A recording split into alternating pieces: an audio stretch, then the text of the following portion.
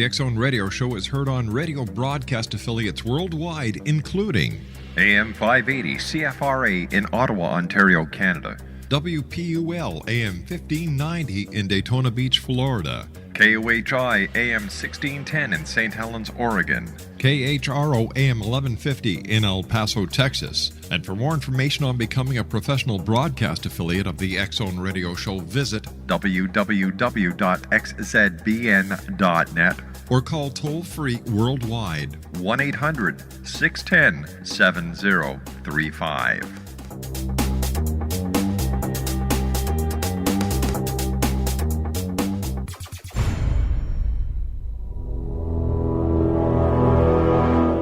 The X Zone radio and TV show is largely an opinion talk show. All opinions, comments, or statements of fact expressed by Rob McConnell's guests are strictly their own and are not to be construed as those of the X Zone radio and TV show or in any manner endorsed by Rob McConnell, Relmar McConnell Media Company, Talkstar Radio Network, its affiliated stations, or employees.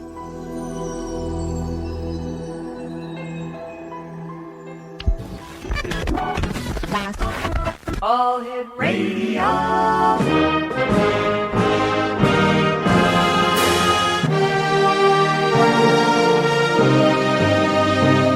Welcome to the X Zone, a place where fact is fiction and fiction is reality. Now, here's your host, Rob McConnell.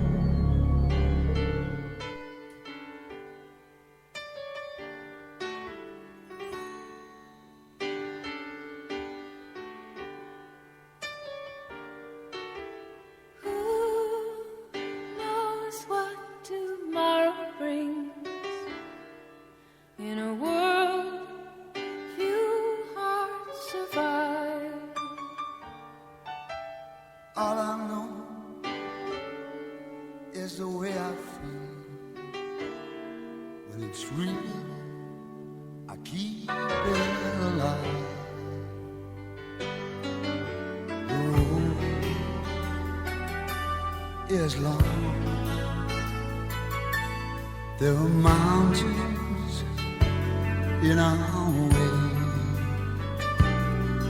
but we climb the stair every day. The lift is up where we belong, where the eagles cry. Welcome back, everyone. My name is Rob McConnell, and this is the X Zone on the Talkstar Radio Network, X Zone Broadcast Network, UK High Definition Radio, Euro High Definition Radio, and on Star Cable. If you'd like to give us a call worldwide, toll free, 1-800-610-7035. My email address is xzone@xzoneradiotv.com. On MSN Messenger, xzoneradiotv@hotmail.com. And our website, www.xzoneradiotv.com. X Zone Nation, my guest this hour is Rea Nolan Martin, and she is the author of The Sublime Transformation of Vera Wright, a novel about one woman's mystical experiences, which was released in November of 2009. She is the author of many nonfiction articles, short stories, and poetry. She has served as editor-in-chief of the now prominent literary journal Inkwell, published at Manhattanville College in New York. She also taught writing at the Masters of Art in Writing, that's known by the acronym MAW, program at Manhattanville, where she remains a member of the advisory board of the prestigious Dowd O'Gorman Writing Center. Rea blogs regularly about mystical, ethical, and religious subjects on her website, www.reanolanmartin.com, and that's REANOLANMARTIN.com, and is also published on www.vibrantnation.com. Rea, welcome to the X Zone. Oh, thank you, Rob. It's great to be here. Tell me, writing, where did your passion come from? You know, it's one of those things that is so organic to me, derived from childhood and writing plays that I forced people to watch, you know, from the earliest times. So it really just is who I am. Ree, you and I will have to take a commercial break right now, so please stand by. Thank you very much for joining us. And Exo Nation, Rea Nolan Martin and I will be back on the other side of this two-minute commercial break as the Exxon continues from our studios in Hamilton, Ontario, Canada. Now, before I go, I would just like to remind you, the members of the Exo Nation, two little things. Number one, the X Chronicles newspaper is available to you free of charge. Well, that's because our advertisers have asked us to distribute it with their compliments, and of course we will. If you'd like to get a complimentary link to where you can read it online, download it, not only onto your computer, but to any one of 16 mobile devices, just send me an email to xzone@xzoneradiotv.com and say, hey, Rob, can you send me a link? It's that simple. And the X Zone store is wide open with merchandise from the X Zone Radio TV show, the X Chronicles newspaper, and Paragators. That website, www.xzonestore.com. Rea Nolan Martin is my special guest. Her website, once again, www.renolanmartin.com and www.vibrantnation.com. We'll be back in 2 minutes. Don't go away.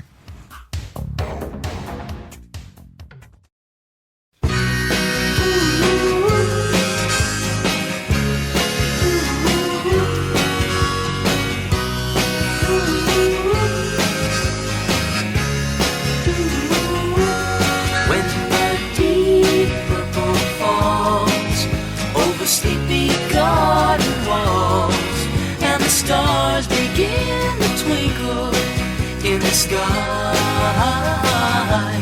in the mist of the memory, you wander on back to me, breathing my name with a sigh, in the still of the night. Once again I hold the time. That brings back memories. Donnie and Marie from way back when. The Donnie and Marie Show. My goodness. How many years ago was that, Craig? What do you mean you weren't born yet? Huh. Nice kid. Rea Nolan Martin's our special guest. She's the author of The Sublime Transformation of Vera Wright. Her website is www.renolanmartin.com and www.vibrantnation.com. Rea, your novel, The Sublime Transformation of Vera Wright, is about the mystical experiences of ordinary people. Was this written kind of a mystical autobiography by any chance? Well, I guess almost anything that an author does is, comes from personal experience in a way. Mm-hmm. But the experiences that Vera has in this book, in this story, are familiar ones to me, but they're not exactly something that happened to me. I definitely use storylines that I'm familiar with. So obviously you believe in unseen mystical worlds. Now, do you think that people are becoming more mystical, or that the mystical world is revealing itself more and more and more? I definitely feel both of those things. I think that we are in a time period that is very special, and where people are beginning to awaken to the mystical world because of all kinds of signs that are being revealed to them on the other side as well. So yes, it's an exciting time to be alive. Do you think that people are also searching for answers that they can't seem to get from the establishment, and this is why so many more are turning to the world of mysticism? I think that that's definitely part of it, but in the evolution of our consciousness has come to a point, I think, where the unseen we're inviting the unseen in different ways, so that there are so many dimensions to our decision making, and we can see something, come down in the political world or in different aspects of our earthly world, and know that there's much more depth than is being shown by our politicians or whoever is administering to us. What was it So that? yeah, there's a lot of depth. Yeah. What was it that made you use the mystical realm in the Sublime transformation of Vera Wright? Well, that's a really good question, because you have to ask, you can write about anything, and most authors do write about ordinary aspects of life. The mystical world to me is a very familiar one. Growing up in the world, the religion that I grew up in was Catholic, which is a very Yes. mystical religion. So I'm very close to it, and I also have a lot of friends. I mean, it's funny, you attract who you are into your world, and I know a lot of people who really are mystics. Yeah, it's funny to hear someone say that Catholicism is close to mysticism. I've never heard that before, and I was wondering if you could give me some examples. Well, for instance, the saints, even going back theologically to St. Thomas Aquinas. Yes. He writing his Summa about angelic forces and the hierarchical intelligences that are in charge of us. And you really don't see that in any other religion. Someone had said to me on one of the Vibrant Nation blogs, Ree, it sounds like you're so revolutionary in terms of the Catholic world. Maybe you'd like the Lutheran religion. But the Catholic religion is the only one that is still a great deposit of the mystical faith, and a believer in miracles and the unseen. Tell me, is there a difference between mystics and psychics? Well, for me, absolutely. When I say mystics, I think of someone whose intention, at least, is to be in touch with the whole. And often, traditionally, we think of mystics as being more connected in some ways to religion, but that's not necessarily true either. It's just that they have an integrity of intention that is connected to, a God or to a spiritual force, a benign spiritual force. And the psychic realm is really the fourth dimension, which is the lowest dimension. So I think that all of us really have psychic abilities, but some people get stuck there, and that's what informs them in all of their decision making, when in fact it's just one segment of a much, much larger puzzle. Do you think that it's possible in today's fast-moving age, and with the information highway going wider and wider and wider each and every day, that one day mysticism may replace religion? I think it's possible, and also I think that what you were saying about technology, that right now it's machine to machine, and our communication is getting smaller and smaller and smaller, and then eventually I think it will just be mind to mind. I think it's just a matter of time that will happen. And as far as the mysticism replacing religion, I think religion is sort of shrinking in terms of its absolutism, and it's becoming more democratic.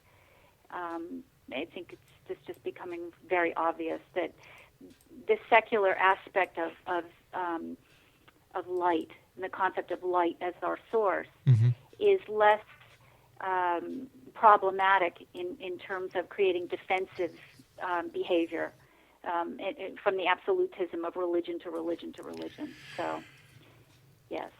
Do you believe that there are mystics and teachers among us right now who are as spiritually powered as the biblical prophets and saints? I absolutely do. I think that the aphorism, when you're ready to learn, your teacher will appear, is extremely true. You present yourself at a certain frequency and with good intention, and somebody will be there to teach you. So I think that there are definitely very powerful prophets and saints in our world right now. But as in the world at large, it has been democratized. So, it's instead of, as in religion, where we're told from the top down, this great rumbling of consciousness is rising from the bottom up. And I also believe that religions in the past have been limited by a kind of a victim consciousness. And I think that that's going to fade away as people recognize that we're all looking for the same exact thing. If we're all looking for the exact same thing, how come we're having such a hard time trying to find it? I know. Well, I think that there's a wonderful book that Karen Armstrong wrote called, let's see, she's written so many. The one I'm thinking of now is The Case for God. And she does talk about that absolutism of believing that only what you say is right, of forming basically false belief systems that eliminate anybody else's thought. It is a relatively new in modern times. In the late 1800s, it started and advanced to an absolutism that requires you to believe literally in every single word of sacred texts, when in fact those texts in their time were written symbolically. Exactly. So I think we have to... Go ahead. No, I was just going to say exactly. And plus, who knows what was left out during the great debates at the Council of Nicaea. Nicaea. Who knows? Yeah, many and much was, in fact, because getting back to that in St. Augustine's time, he was the first one to imbue the whole concept of women being the temptresses onto the paradise myth, which the paradise myth has been prevalent and present in every sacred text and every culture since the beginning of time. So it's almost inscribed in our psyches that there was a paradise. So when I say myth, I don't mean it as an untruth. I mean it really as a truth. Why do you think? Why do you think throughout the ages women have received such a bad rap in the Bible and other philosophies? Well, again, that's culture, and so that's why the sacred texts, if they're real, have had to be written symbolically. Our linear language really could not do justice to our sacred source. So we use symbolic language, and women culturally were home. They were not educated until a certain period of time in history. When women started becoming educated, that started breaking down a lot of those cultures. But if you're looking at sacred texts being eternal, they should survive that. The reason they're not surviving that is because we're looking at them literally. And they don't make sense anymore when you look at them literally. They don't. And you apply them to women. You know, I was asking a guest earlier tonight, what would happen if the same events that were said to have happened in biblical times happened today? How different would the Bible have been written? You know, I love that, Rob, because the book that I wrote, The Sublime Transformation of Vera Wright, actually does challenge those exact thoughts. What I have happening in today's arena with ordinary people having these unbelievable miracles occur and bilocations and other very mystical events that are documented in the Bible and documented in all of sacred history, I think that people have stopped believing that those things can happen. Ree, please stand by. You and I have to take a commercial break with the news. Exo Nation, Rea Nolan Martin is our very special guest. She's the author of The Sublime Transformation of Vera Wright. Two websites, www.reanolanmartin.com. That's ReanolanMartin.com. And www.vibrantnation.com.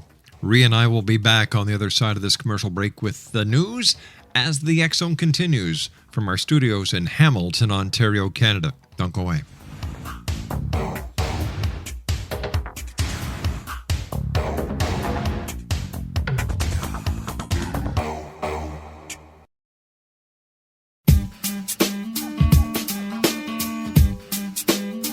You're listening to the X Zone Radio Show, live and around the world on the Talkstar Radio Network, X Zone Broadcast Network, UK High Definition Radio, Euro High Definition Radio, and Star Cable. Our toll-free telephone number worldwide is 1-800-610-7035. Our email address, xzone@xzoneradiotv.com. On MSN Messenger, xzoneradiotv@hotmail.com, And our website, www.xzoneradiotv.com.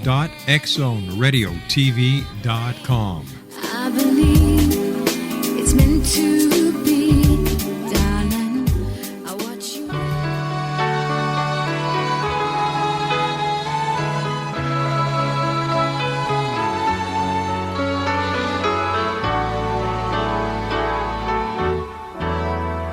Don't give up on us, baby. Don't make the wrong seem right. The future isn't just one night. It's written in the moonlight, painted on the stars. We can't change ours. Don't give up on us, baby. We're still worth one more try. I know we put a last one by, just for the rainy evening, when maybe stars are few. Don't give up on us, I know we can still come through. Exo Nation, welcome back, everyone. Let's try this again. Nolan Martin is our special guest. Note to self, don't take cough drop and then try to say somebody's name. Rea Nolan Martin is our special guest this hour. She's the author of The Sublime Transformation of Vera Wright. Two websites, reanolanmartin.com and www.vibrantnation.com. Rea, before we went to the break, we were talking about what if the Bible events did not happen 2,000, 3,000, 4,000 years ago, but happened today, this very day. You know, I can't even imagine what the differences would be. Would we look at these angelic figures as extraterrestrials? Would we really look at the miracles that were supposed to have happened as miracles, or would our sciences allow us to have a better understanding that they could have been acts of nature? And how do you think, Rea, this would have affected humanity? Well, that's a lot, a loaded question. I think that science definitely has come to a point, and I'm not sure that it's common popular science, but as opposed to a universe, now we look at in physics a multiverse. We look at frequency. We understand that there's so much that is unseen. But there are still shocking events, the sun twirling in the sky and falling down. We may, for instance, find a cosmological reason for that happening. I think that if the biblical events of the past were to happen now, it being a miracle and coming from that source, that they would still be miracles for us, and they would still inspire awe in us, even if we could explain some of them. Tell me, do you, like most people, find it easier to believe that spiritual experiences such as astral travel, levitation, bilocation, and automatic prophetic writing occurred in the past distance rather than in the present? Or do you think they occur to women more than men, or the reverse? Well, I absolutely think that they happen now, and I think that they happen more than ever. I think there's a handful of people who definitely have these experiences, and when I say a handful, I just mean relevant, to the greater population. But there are many people, more and more, who have these experiences and are really searching for people to explain them. Unfortunately, I think what happens is that we get into the spiritual world without a GPS or a map, And just as you can make a wrong turn, go in the wrong direction in our world, end Yeah. up in a bad neighborhood full of thugs, so that can happen in the spiritual world too. You can be hijacked in the spiritual world, and I think plenty of people are. But all of those experiences are documented in sacred scripture and sacred texts. They definitely happened historically. They continue to happen. So for me, I have personal experience with some of those things. And I do also know other really whole, not crazy, integral people who have those things happen. I think that they happen to women more than men. At least women talk about them more, only because they're more open, and our lives are more episodic. So if we don't fill them up with work and we fill them up with personal experiences and spiritual experiences, which I think women actively seek, you will see it more in that population. But I think it'll eventually even out. Where do you think people can actually go who have had spiritual or mystical experiences? Because like you said, people are looking, people are searching, but they really have no place to go. So I would imagine that if they can't validate the experience they have, they suppress it and it's soon forgotten. So what can they do to get the validation that they so desperately desire? And, well, I think there's one other point here, too, which I touched on lightly just before, which is that they look for validation in the wrong places. So I think really this is all an energetic experience. So energetically, in what matters most is your intention. So if your intention is really to grow as a spiritual person, I really do think the teachers appear. On the vibrantnation.com, I do put in 10 spiritual sites to help people that can guide them in a direction that I know to be good and integral. So, that's one place to start.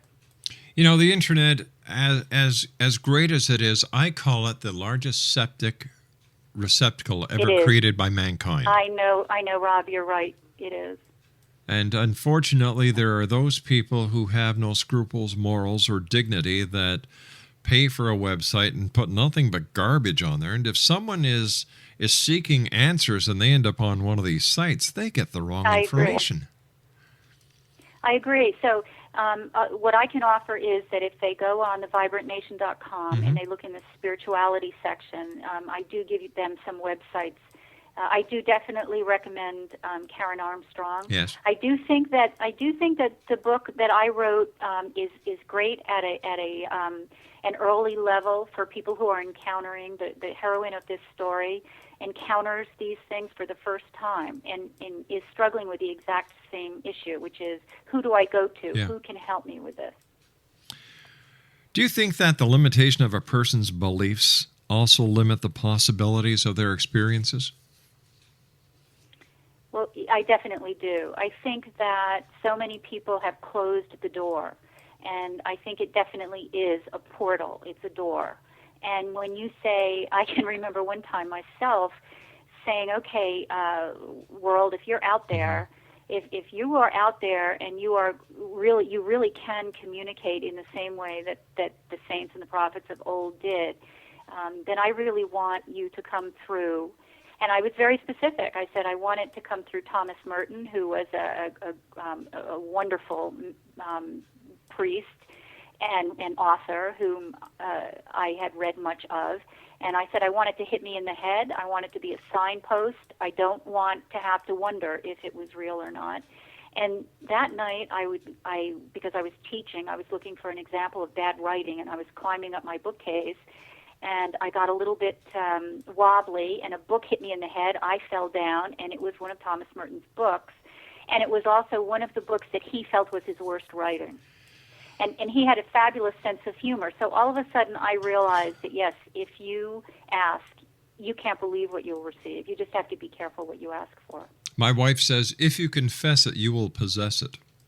You will, and you have to know that so down deeply, and she said it very well. So you need to really only ask for those things which you're really prepared to receive. When The Secret came out, there were so many people who I believe received the wrong message that, I agree. People were cutting up things from magazines, sticking it onto their walls, and then expecting these things to miraculously happen. Well, it goes back to one of my favorite sayings that I've had ever since I was a kid. The difference between a dream and reality is making it happen. It's not going to happen on its own. Just because you cut out a picture of a Porsche, put it on your fridge, and look at it every day doesn't mean you're going to wake up one day and find a Porsche in your driveway. No, and thought precedes action, Rob, but I did a blog on The Secret also, and for a long time I've thought about what is really wrong with this picture, and why are people so frustrated so that they don't really understand. And our thoughts have real form. Yes. In the unseen world, and really the fifth dimension is where thought resides, and science and physics documents that. So if our thoughts really have form, and the more we think it, the more form it has, and most of us are asleep, most of the negative things that we encounter out there are of our own making. Mm-hmm. So if we clean up our own heads and we clean up our own thoughts and we take that seriously, then The Secret will mean more, because we will be able then, after we've cleaned everything out and everybody else has cleaned everything out in our mental neighborhood, we will be able to attract the kinds of things, the good things that we want. Obviously, not something that somebody else wants to. It can't be competitive. And it isn't as simple as somebody arising to celebrity status and saying that if she can do it, we can do it. Because everybody isn't born to be a celebrity. So there's a lot wrong with The Secret as it was portrayed. The simplicity is very oversimplistic. Yeah, it reminds me of what you were saying a few minutes ago about being, having clean thoughts and so on. As a Boy Scout, I remember one of the Scout laws is you're to be clean in thought, word, and deed. Exactly. And I think we teach our children that, but sometimes some grown-ups forget that. And greed or social status comes in, and everything good goes out the window, and greed sets in. There is a wonderful Buddhist text called The Diamond Cutter, and it challenges people to look that carefully and precisely at the thoughts that you put out there and the things that you want and your ego involvement in all of that. And, thought, word, and deed was also in the Baltimore Catechism in the early Catholic days, school days. And I remember thinking, oh, well, nobody knows what I'm thinking. I think people really do still mostly believe that their thoughts are only theirs and that they're personal, but they're not. Tell me, do you believe in God and angels? I do. I believe, for the secular people out there who shun religion, and I don't blame some of them based on what's been going on, you can put it another way and say that you believe in light. Yes. You believe in light as the source of all matter, because it's all just a matter of frequency. So, and if you get down to the end of it, light illuminates, and light brings clarity. Then there's also, your choice to be in the light or to be in the shadow, where things are murky and not clear. So yes, I believe in God, and I believe in God as the source of all light. How about angels? And I definitely believe in angels. I talked about Thomas Aquinas earlier. And there's another book called The Physics of Angels that's been out for quite some time, and I unfortunately I cannot remember the author's name, but it struck me at that time how similar those two documents were. He talks about a hierarchical intelligence that actually is an intelligence that can communicate to you, that there's the angel or the hierarchical intelligence of a river, and then of water, and then of the earth, of different nations, and it rises all up to the very pinpoint top of God. So angels are beings of light that are at different levels of frequency. Absolutely. I think, if my memory serves me correct, the Physics of Angels was written by Matthew Fox. Very good. Yeah, I think, and if I'm not mistaken, there was also a co-author, Rupert Sheldrake. That's right. Thanks, Craig. Yeah, Rupert Sheldrake Yeah. is what I remember. Absolutely. And it's amazing if you read even the short Summa of Thomas Aquinas, and then you read the Physics of Angels, how similar, they're really basically talking about the same thing. Tell me, can anyone or should anyone jump into the mystical world, or are there rules and warnings that should be heeded? Well, I think absolutely people are already in it. You know, we are in the soup.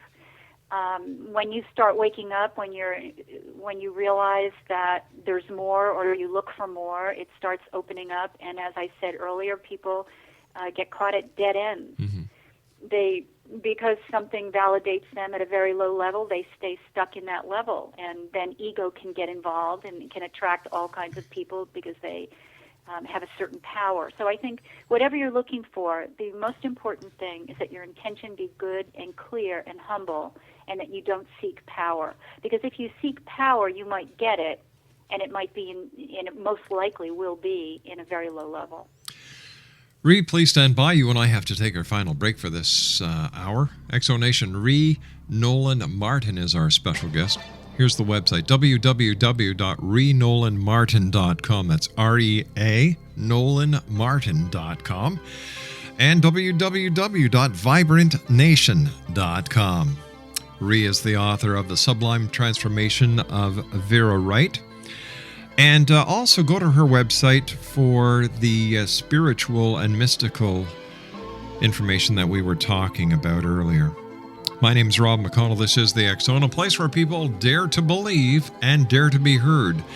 And you'll be hearing me on the other side of this commercial break with Rea Nolan Martin when we return. Don't go away.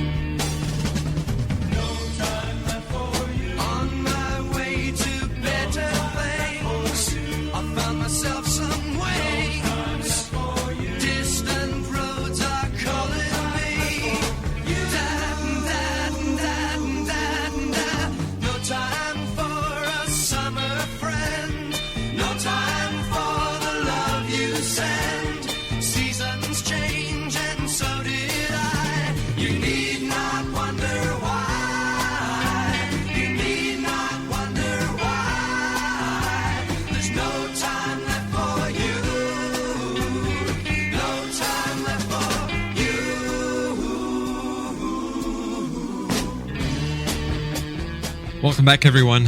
Rea Nolan Martin has been my special guest this hour. The name of her book, The Sublime Transformation of Vera Wright. It's available, let me see, I would imagine it's available at Amazon.com and all the other online stores, as well as bookstores everywhere. Am I correct, Ree? Yes, well, the Amazon.com is the easiest place to get it, and you can find that link at my website also. And that's at www.reanolanmartin.com. And Exonation, check out a very informative website. Laura loves it, www.vibrantnation.com. First of all, Ree, I want to thank you so much for joining us. It's been a great pleasure talking to you. What would you like people to come away with after reading The Sublime Transformation of Vera Wright? Well, absolutely, that all things are possible, and to awaken to the idea that the spiritual world is very real, and that we are integrating with it at this time.